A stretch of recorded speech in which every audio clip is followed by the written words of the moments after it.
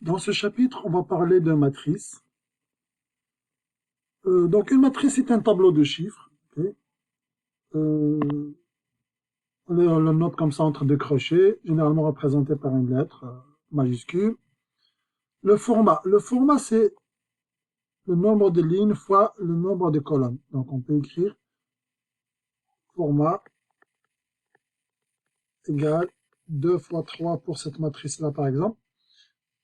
Les lignes sont ici, donc il y a 2 lignes et 3 colonnes. Donc on commence par les lignes, c'est 2 fois 3 son format. Les éléments à l'intérieur de la matrice. Donc si on prend la matrice A qui a les éléments A, I, J. I, c'est des indices, I, l'indice de la ligne, J, l'indice de colonne. Donc A1, 2, c'est l'élément de la première ligne et la deuxième colonne. Première ligne, deuxième colonne, ça va être moins 2. A2, 1, c'est l'élément de la deuxième ligne, première colonne, ça va être 0. A2, 3, deuxième ligne, troisième colonne, ça va être X. Voilà. Donc, une matrice, c'est un tableau de chiffres, c'est un tableau de nombres réels a priori, on travaille avec des nombres réels. Donc ici, on voit X, mais X est un réel aussi. C'est juste qu'il est inconnu a priori ici. Voilà. L'utilité, pas mal d'utilités. Exemple, voilà. Le code R des produits, ben, c'est une matrice de 1 et 0. Si c'est noir, c'est 1. Si c'est blanc, c'est 0. Un exemple d'utilisation de matrice. Forme générale de matrice. Donc, on donne cette forme générale pour dire, par exemple, matrice A est représentée donc entre deux crochets. On a le premier élément de la première ligne, première colonne. Ensuite, première ligne, deuxième colonne, c'est A1, 2. Jusqu'à première ligne, énième colonne, parce que c'est une matrice qui a n colonnes. Ensuite, deuxième ligne, ième ligne, mième ligne. Donc, c'est une matrice m ligne fois n colonnes. On écrit, on dit que A, c'est de la forme AIJ, m fois n. Quand il n'y a pas de confusion, on peut ne pas écrire m fois n si on connaît vraiment les dimensions. Comme ici, j'ai dit que A, c'est la matrice AIJ. Je n'ai pas spécifié les dimensions, c'est 2 fois 3. Les dimensions ou la format, on parle aussi de format ou de dimension. Voilà donc la forme générale. Exemple, qui rejoint l'exemple que j'ai fait tout à l'heure. On a A1, 1, c'est 2. A3, 4 par exemple, c'est pi.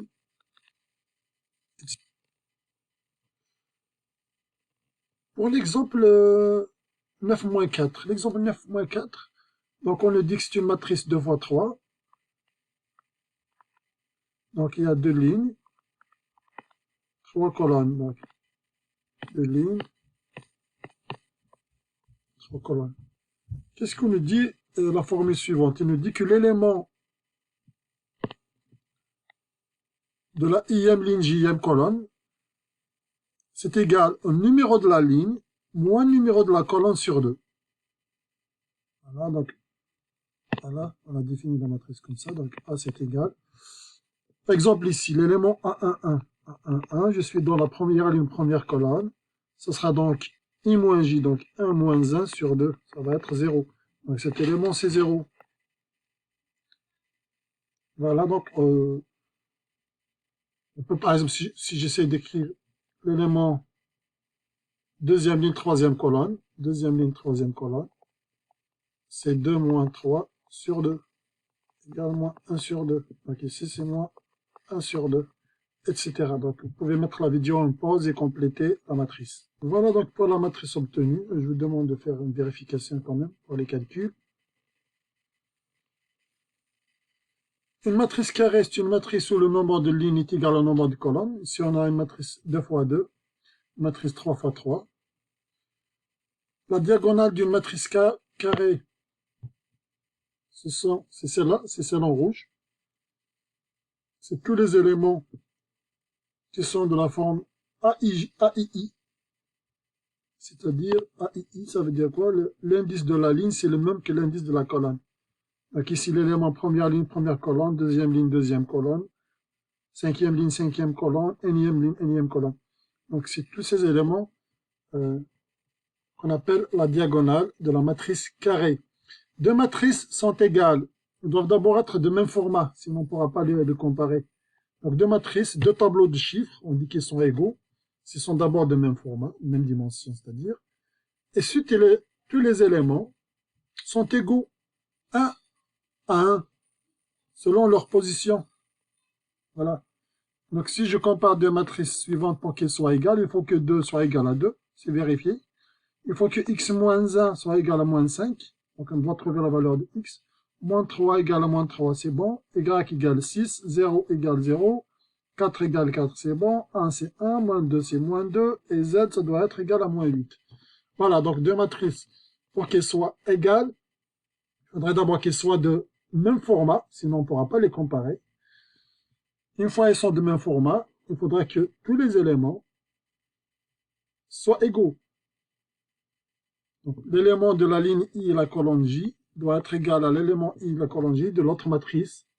Et ça pour tous les indices. Pour tous les indices I de ligne et pour tous les indices J de colonne. Donc dans l'exemple 9.5, pour que les deux matrices soient égales, donc on a besoin d'avoir x moins 1 c'est moins 5, y c'est 6 et moins 8 c'est z. Ce qui est équivalent à avoir x moins 1 c'est moins 5. On peut dire que x est égal à moins 4. Y c'est 6 et z c'est moins 8. Addition de matrices. Donc pour additionner deux matrices, deux tableaux de chiffres, il faudrait qu'ils soient de même format. Donc l'addition de matrices est intuitive. Hein, est intuitive. Pas compliqué à faire. Mais il faut qu'elles soient de même format, sinon on ne peut pas faire l'addition. Une fois qu'elles sont de même format, on additionne tous les éléments qui se trouvent à la même position. Exemple, si je veux A plus B, est-ce qu'ils sont de même format? La matrice A et B.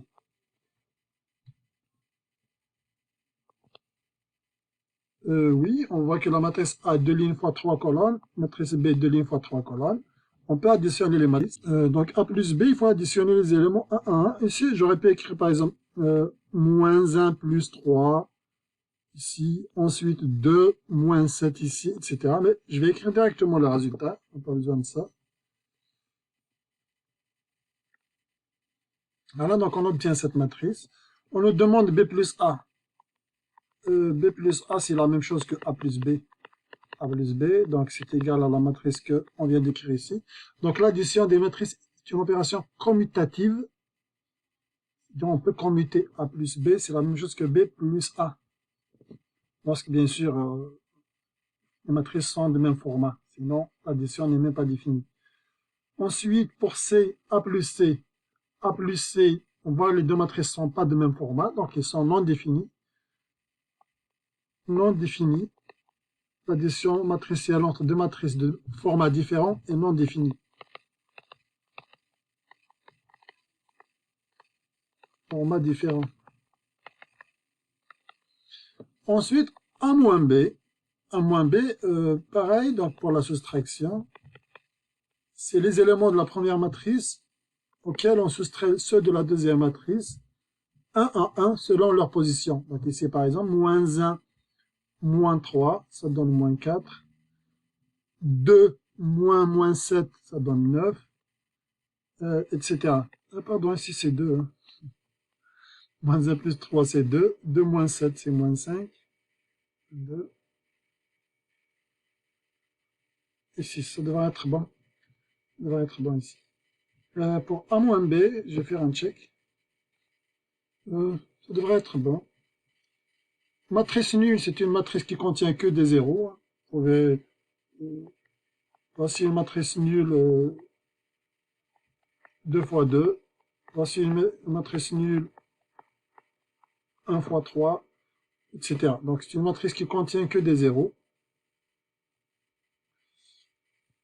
Alors, en général, on note comme ça. Donc pour une matrice nulle, on n'écrit pas 0, parce que 0 c'est le nombre réel 0, mais si je vais écrire matrice nulle, au lieu de tracer comme ça un symbole comme ça, j'utilise ça. Par exemple, je peux dire 0 2 fois 2, donc ça par exemple c'est la matrice 0 2 fois 2. J'ajoute le format en bas. Ça c'est la matrice 0 1 fois 3, une ligne, 3 colonnes, etc. Donc on écrit 0, on ajoute en bas une notation qui représente le nombre de lignes et le nombre de colonnes, c'est-à-dire on indique le format de cette matrice nulle. Ah. Si on nous a demandé ici de le faire ici, j'ai déjà fait plus haut. 1 fois 4. Voilà. Donc ça, on peut dire c'est la matrice 2 fois 2. Et ça, c'est la matrice 0, 1 fois 4. Et bien sûr, si j'ajoute une matrice nulle à une autre matrice, hein, de même format, bien entendu, ça ne change rien à la matrice. Donc c'est l'élément neutre pour l'addition matricielle. Exemple où, par exemple, où on utilise l'addition matricielle, on considère donc l'émission de gaz par 3 pays, Allemagne, Canada, Chine, Allemagne, Canada, Chine. Donc c'est bien ordonné, l'ordre n'a pas changé. Les gaz, c'est les mêmes. Les années sont différentes, 2012, 2013. Donc on voit que la quantité émise de gaz polluant, c'est cette matrice-là. C'est cette matrice en 2012. Et c'est cette matrice en 2013. Si on veut additionner, si on veut connaître la quantité de gaz émise à la fois en 2012 plus celle en 2013, c'est-à-dire je dois additionner directement les deux tableaux, les deux matrices.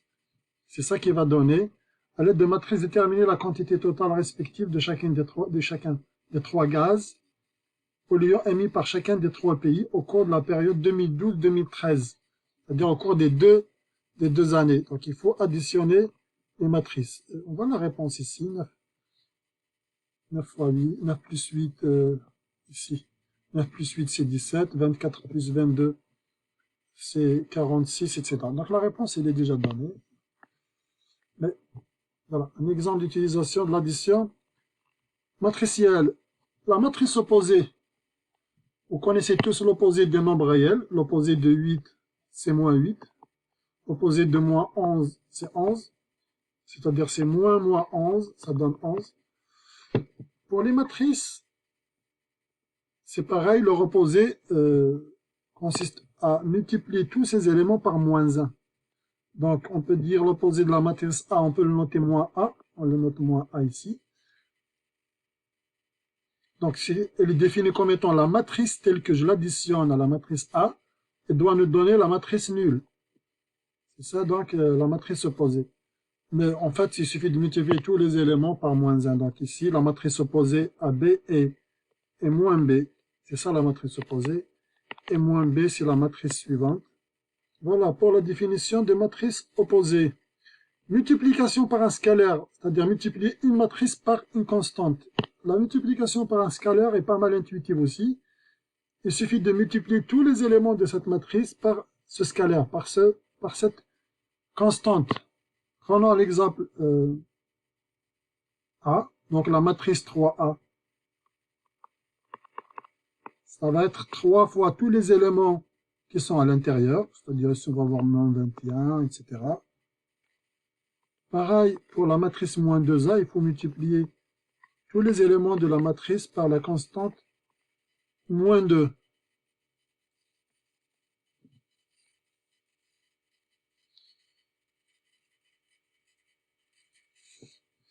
Voilà, par la multiplication pour un scalaire.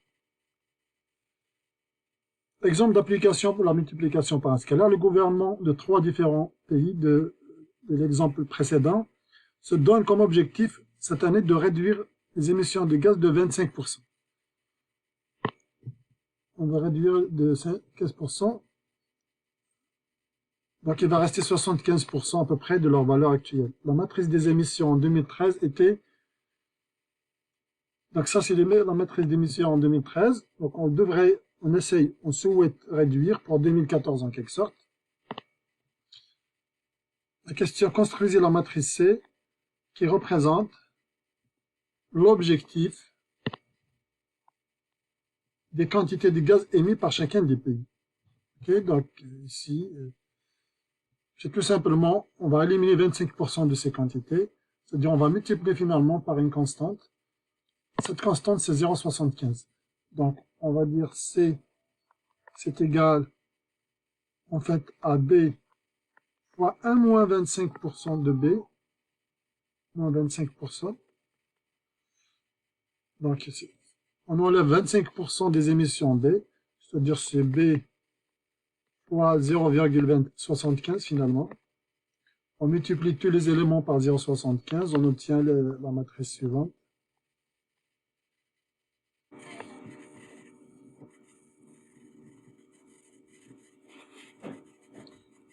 Voilà donc un exemple d'utilisation des produits d'une matrice et d'un nombre réel, une constante. Regardons deuxième exemple, le 9.12. Donc on va additionner B moins 3A. Les deux matrices sont de même format, donc la multiplication par la constante 3 est légitime, l'addition de deux matrices de même format sont légitimes également, donc c'est correct, on peut faire l'opération. Et on obtient une matrice de même format. Donc, comme l'addition de matrices, la soustraction, la multiplication par une constante, ça donne toujours une matrice de même format que les matrices manipulées. Donc ici, pour faire cette opération, on va B-3A, donc moins 8 moins 3 fois 4. Donc ce sera moins 8 moins 12, ça donne moins 20. Pour la deuxième, on va faire 5 moins 3 fois moins 2, donc c'est 5 plus 6. 5 plus 6, ça donne 11, etc. Voilà le résultat obtenu. Transposition. Transposer une matrice, c'est écrire ces lignes sous forme de colonnes, ou ces colonnes sous forme de lignes, qui revient à même. La transposition, donc, et la notation de la transposer, c'est comme ça. AT. On met un petit T en haut. Ici, par exemple, la matrice A, donc AT transposée, on a dit les lignes deviennent des colonnes. Donc, j'écris la première ligne, moins 7, 4, moins 1, je l'écris dans une colonne. La deuxième ligne, 3, 0, moins 5. C'est ça la matrice transposée. Et la matrice transposée de B, s'il est demandé, où est-ce qu'il est demandé B? C'est plus bas. Okay. La deuxième, c'est calculer la transposée de la transposée. Dans la transposée de la transposée, c'est toujours à elle-même. Okay, donc, ça ne s'applique pas uniquement à cette matrice particulière, c'est toujours le cas. La transposée de la transposée, c'est la matrice elle-même. Donc, AT transposée, c'est égal en quelque sorte à la transposée. On peut directement écrire c'est A, hein. Juste à titre d'explication. Donc on souhaite la transposée de la matrice qu'on avait obtenue précédemment de cette matrice-là. C'est-à-dire de la matrice moins 7, 3.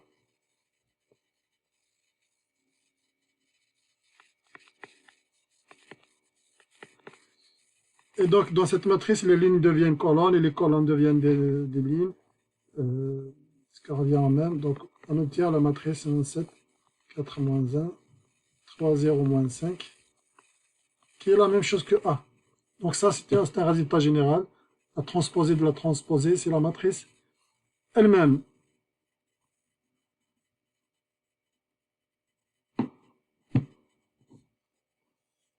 Je vais essayer de voir le numéro 2 pour la matrice B.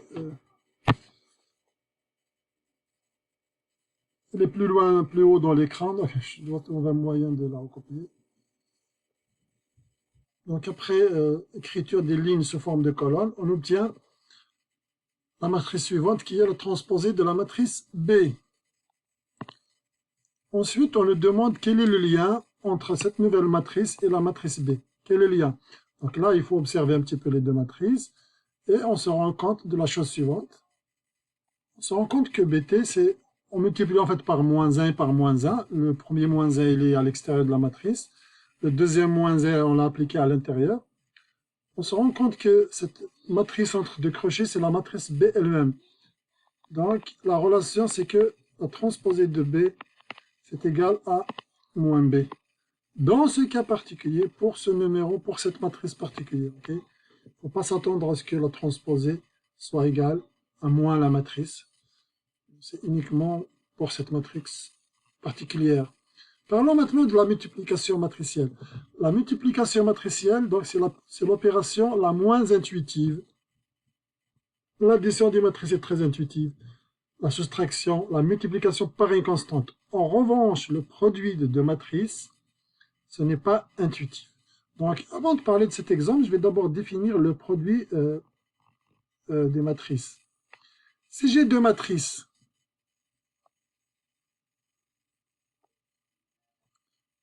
par exemple ici, j'ai une matrice 2 lignes fois 3 colonnes,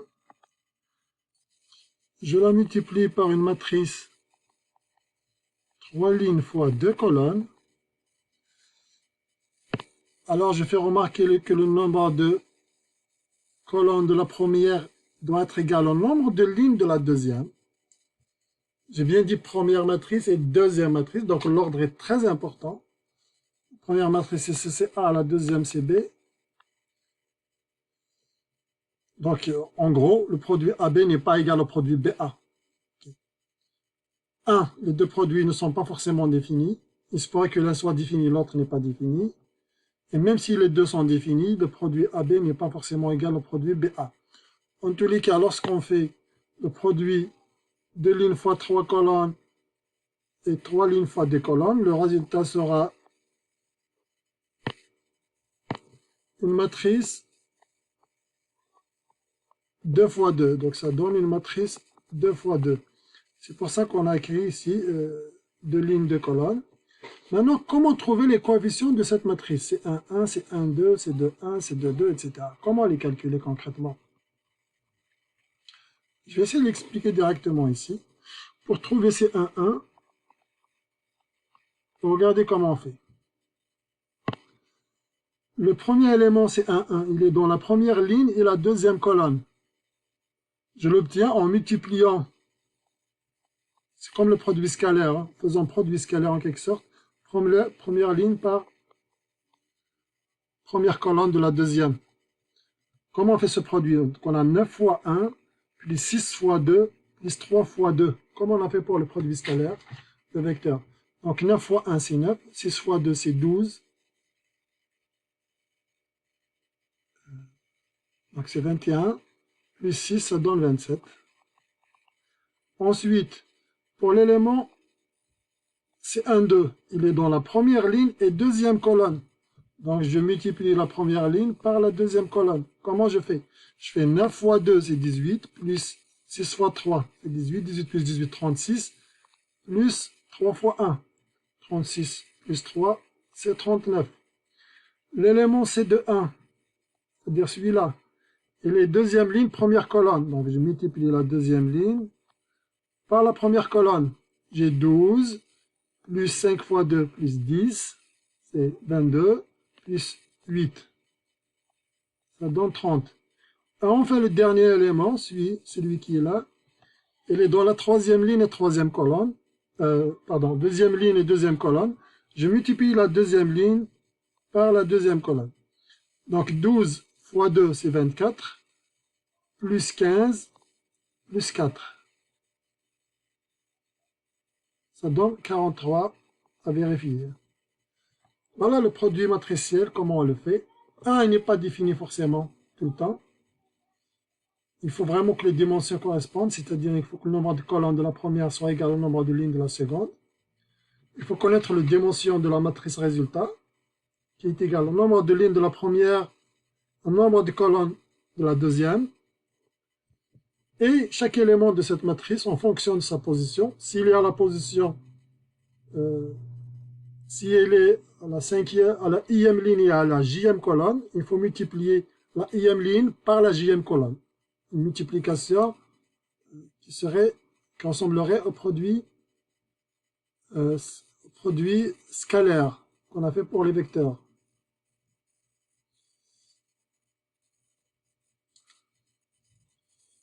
Voilà donc l'explication, elle est donnée ici. On ne va pas trop s'attarder. Et on obtient la matrice C que j'ai écrit plus haut.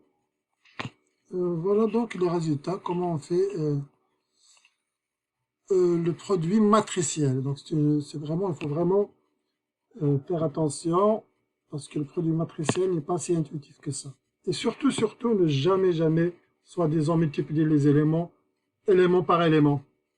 Comme on a fait pour l'addition, additionner les éléments en fonction de leur position, etc.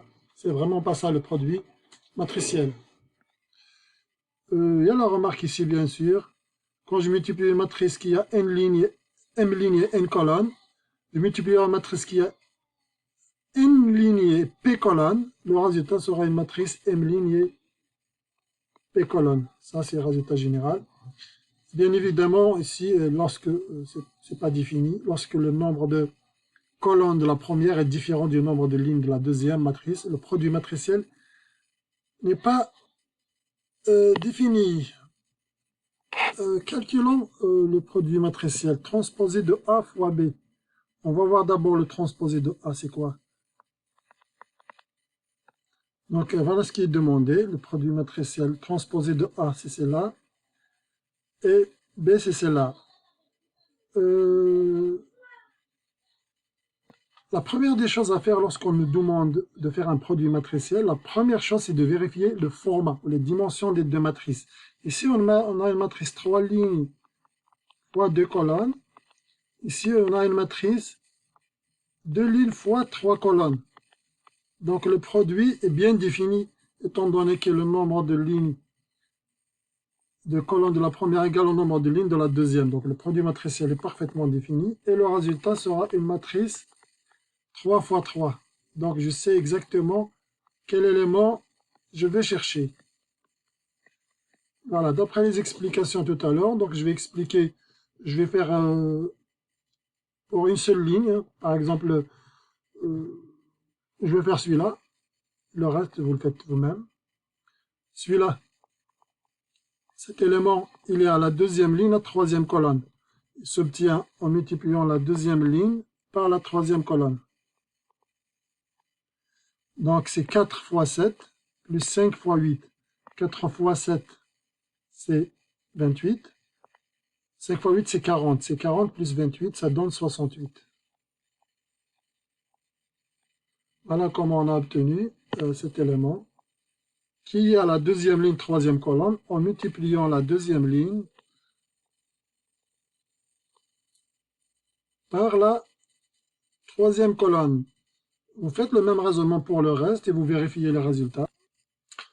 On effectue le calcul, on obtient le résultat suivant. Donc, demande de vérifier avec les calculs que vous avez fait vous-même.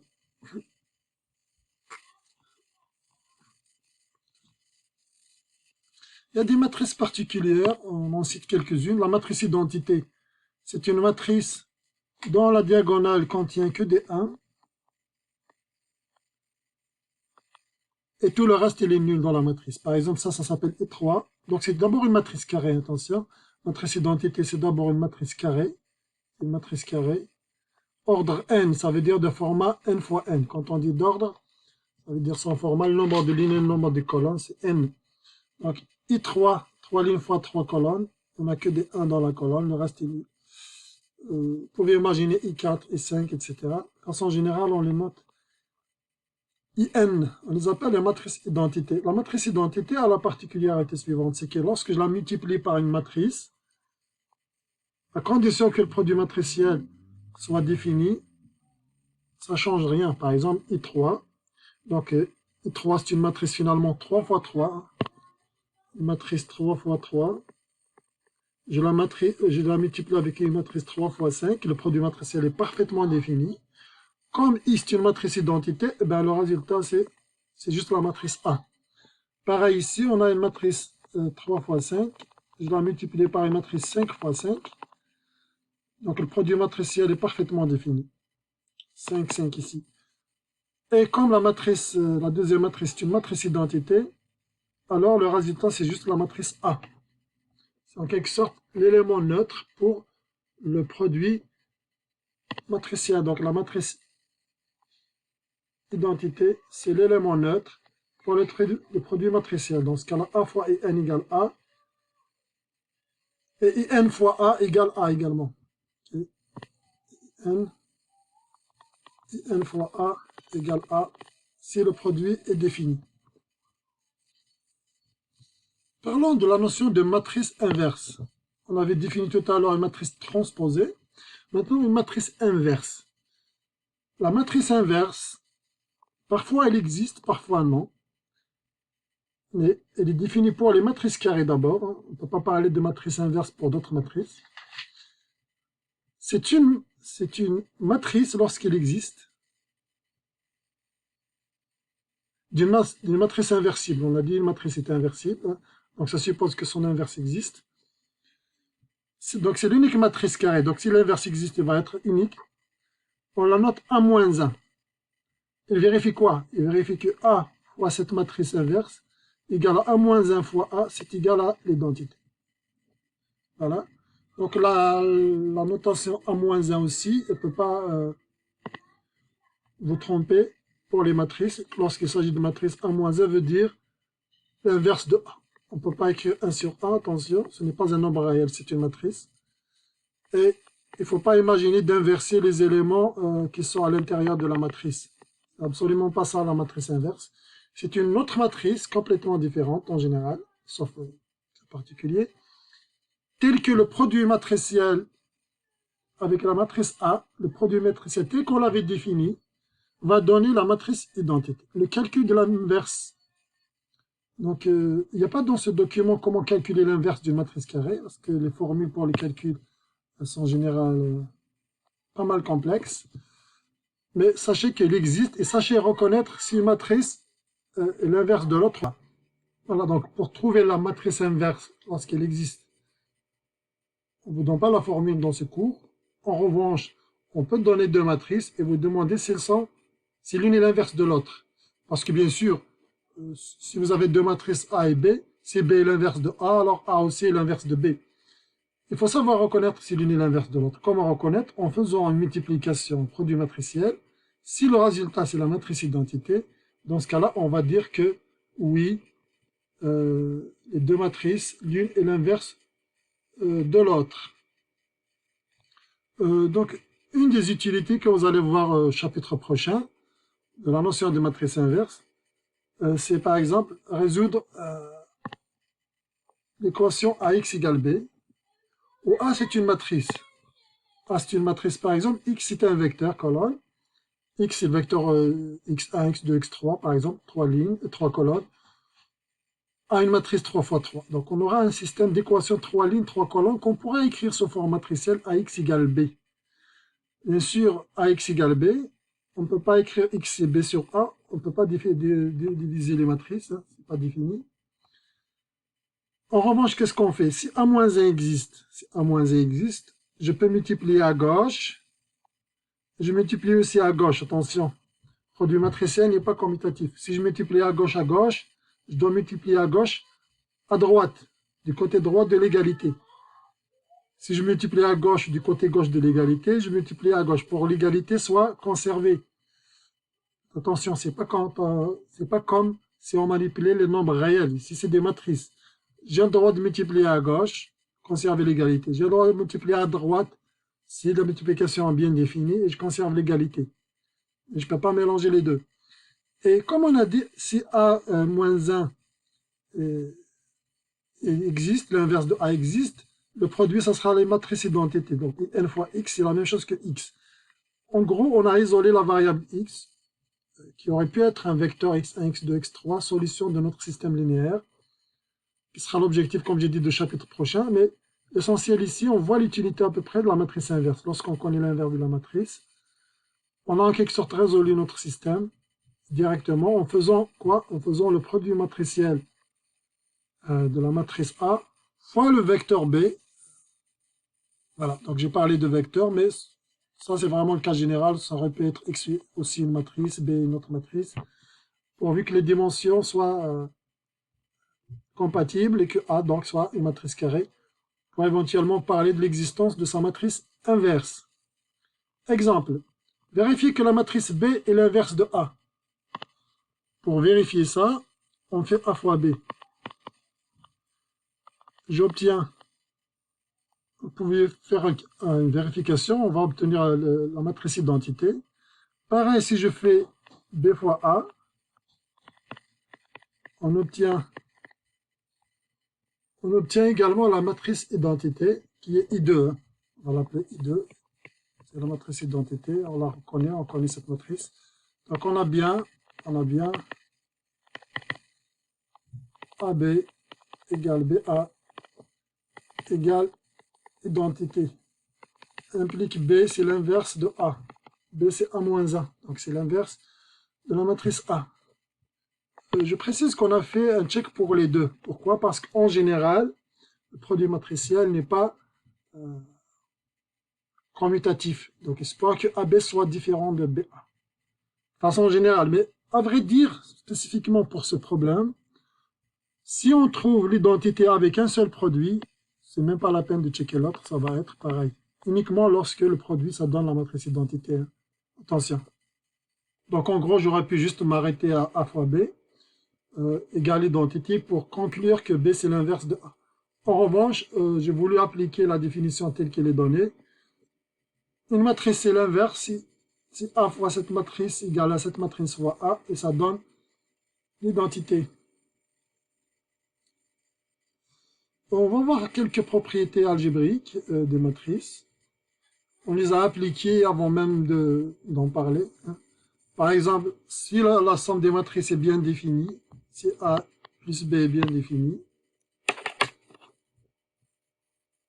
alors A plus B, ça sera la même chose que B fois A, que B plus A, pardon. Donc on dit que l'addition de matrices est une opération commutative. On peut permettre la place des matrices à additionner, pourvu que les formats sont corrects, sont compatibles.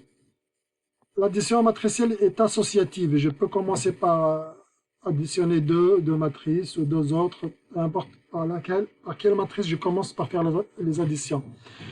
La multiplication par un scalaire aussi, on peut distribuer cette multiplication et se distribue sur l'addition matricielle. Donc K fois la somme des matrices, c'est la même chose que K fois A, plus la matrice K fois B. Ensuite, le produit matriciel. Le produit matriciel est associatif également quand je fais multiplication matricielle, pourvu que la multiplication soit définie, c'est-à-dire que les matrices sont compatibles. Je peux commencer par ce que je veux. Je peux commencer par BC et ensuite A fois le résultat, ou bien je fais d'abord A fois B, le résultat je multiplie par C. La multiplication matricielle est à gauche et se distribue sur l'addition. Ici, on aurait dû ajouter aussi qu'elle se distribue aussi à gauche, à droite, parce que c'est vraiment pas la même chose.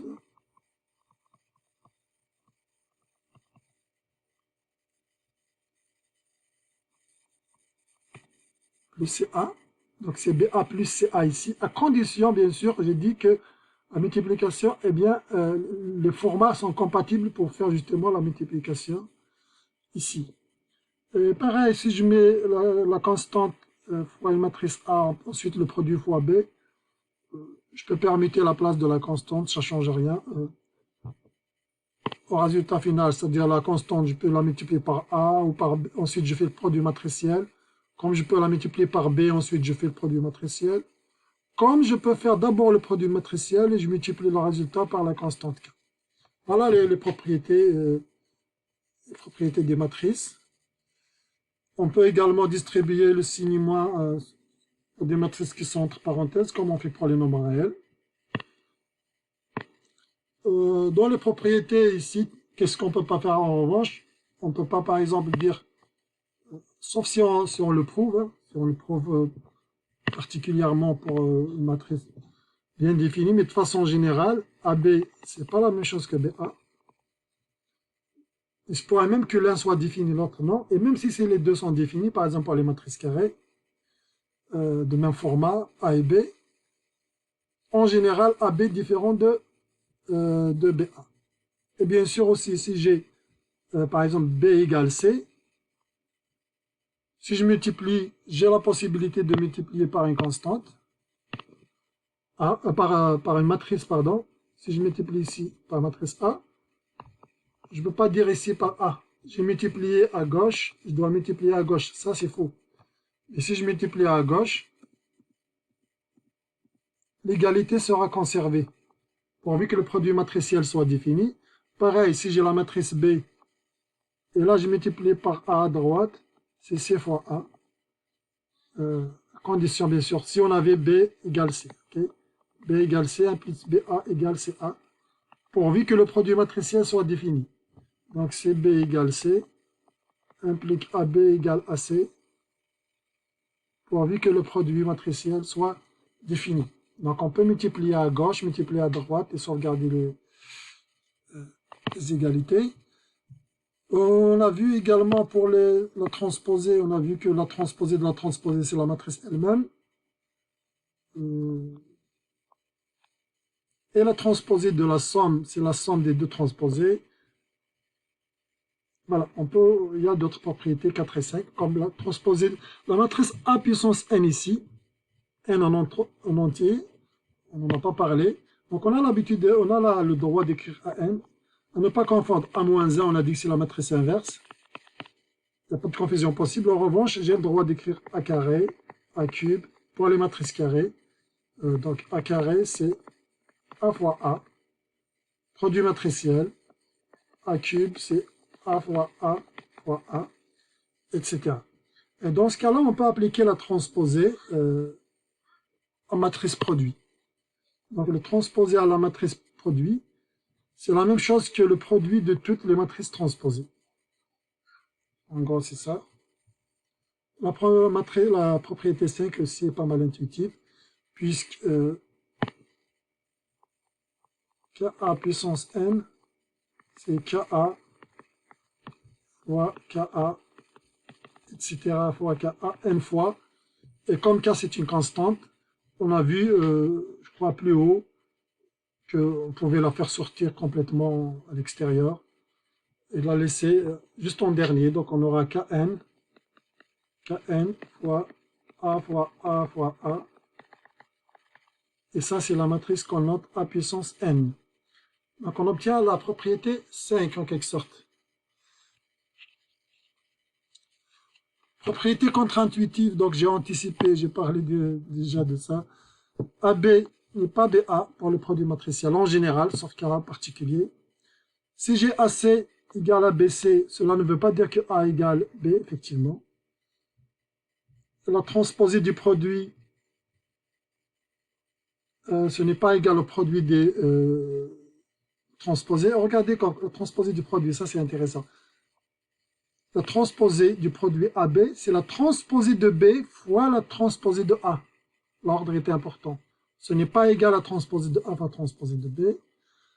A plus AB, donc c'est A, si c'était des nombres réels, on va écrire A fois 1 plus B.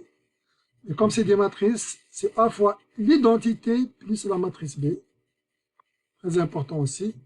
Et c'est le produit matriciel dans la matrice nulle. Cela ne veut pas dire que l'une des matrices est nulle. Il y a bien des matrices qui ne sont pas nulles. Et quand on fait le produit matriciel, on obtient une matrice nulle. Ce sont des propriétés, effectivement, qui sont contre-intuitives.